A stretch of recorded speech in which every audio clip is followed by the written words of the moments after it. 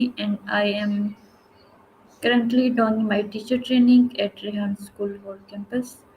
Today I will talk with Carl Annie about the topic understanding the psychology of motivation. Motivation is the inner drive that pushes people to take action, achieve goals, and fulfill needs. It's what fuels our behaviors, whether it's studying for exams, working hard at a job, or improving personal habits.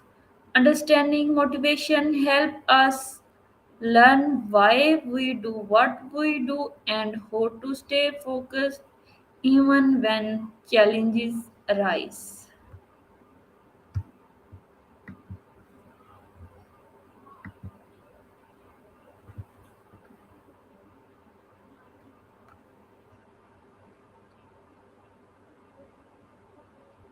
Hello, Kalani. Hey Humair Arshad. That's a lovely greeting. Makes me wonder, if you could greet someone in any language right now, which one would you pick?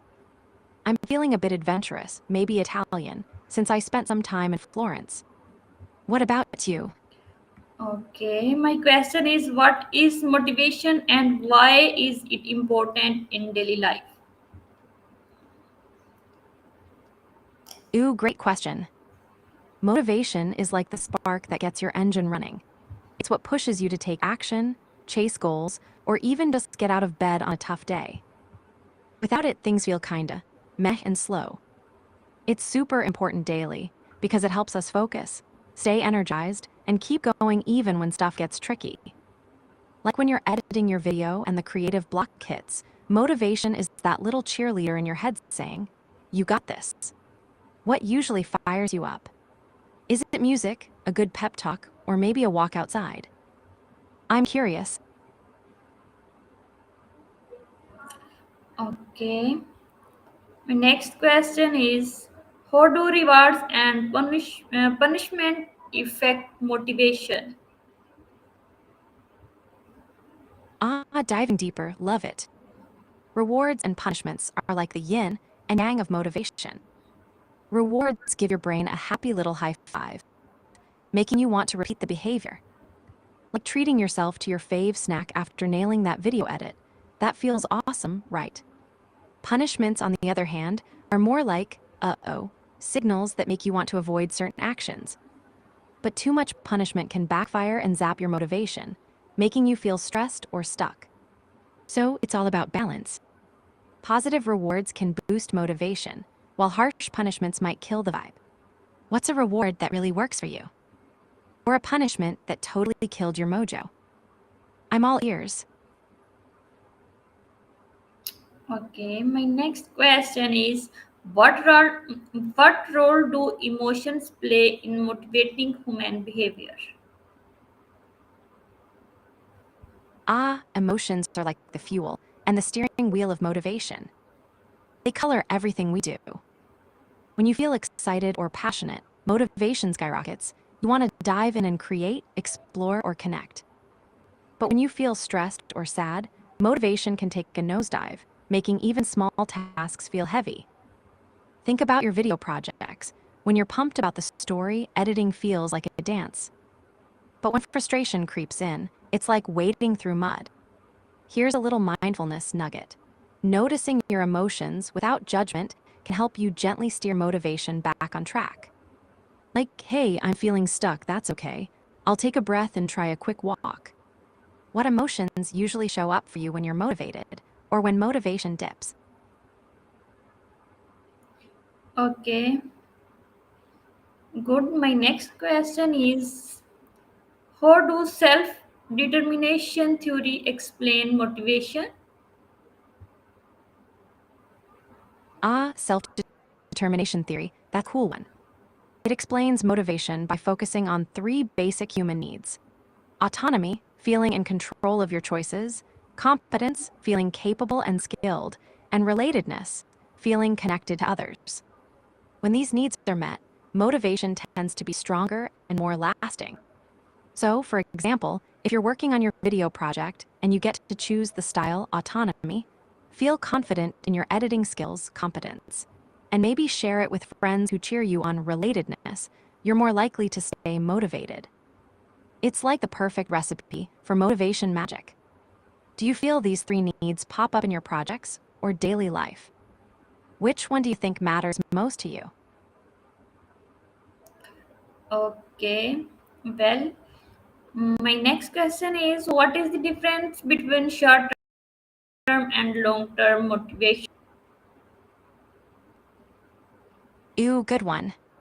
Short-term motivation is like the quick burst of energy you get. Think of it as a sprint. It helps you tackle immediate tasks, like finishing that video edit before a deadline or powering through a workout. Long-term motivation is more like a marathon. It's the steady drive that keeps you going toward bigger goals, like mastering video editing or learning a new language over months or years. Short-term can fade fast, but long-term motivation is built on deeper reasons and often ties into your values and passions. Which one do you feel more often? The quick sprints or the steady marathons? And how do you keep your long-term motivation alive? Okay.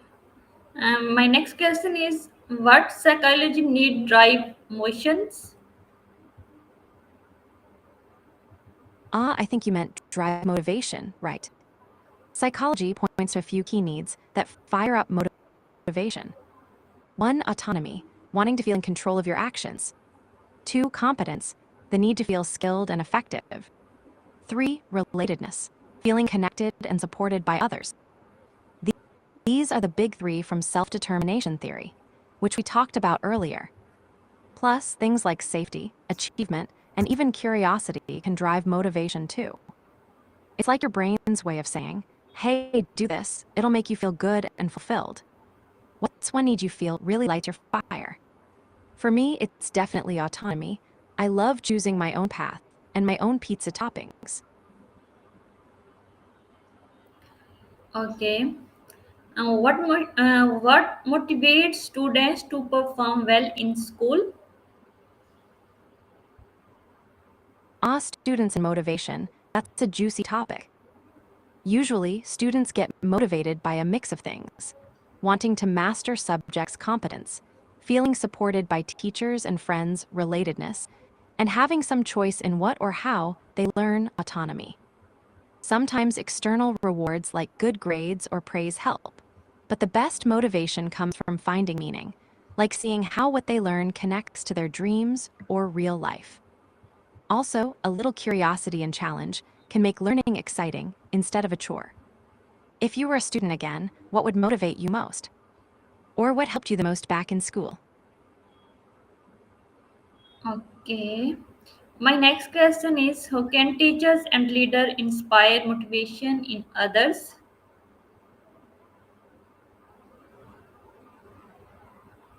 Great question.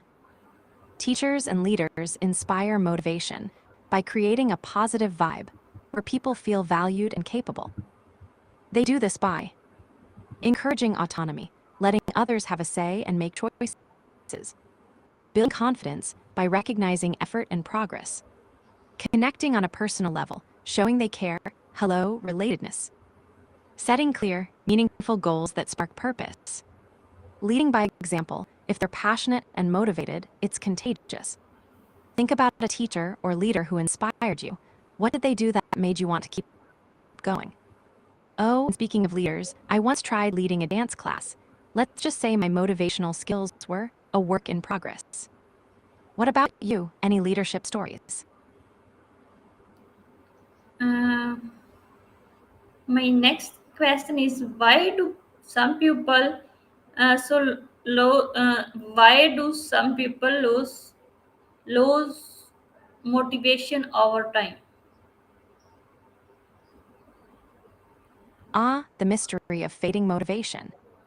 It happens for a bunch of reasons. Sometimes people lose motivation because the goals feel too big or unclear, like trying to climb a mountain without a map. Other times, burnout sneaks in when they push too hard without breaks or rewards. Also, if someone feels disconnected from their purpose or doesn't see progress, motivation can dip. Stress, distractions, and negative self talk are sneaky motivation killers too. That's why mixing in mindfulness and self care is gold. Pausing to breathe, reflect, and reset can help reignite that spark. Have you ever felt your motivation fade? What helped you bounce back? Okay, I learn understanding the psychology of motivation help us uncover the force that drive human behavior by learning what inspires actions, whether internal desires or external rewards. We can build stories to stay focused and purposeful. Ultimate motivation is not just about pushing harder, it's about connecting actions with meanings. Thank you, Kalani. Yes, Awa, you're so welcome, Humera. I love our little motivation chat.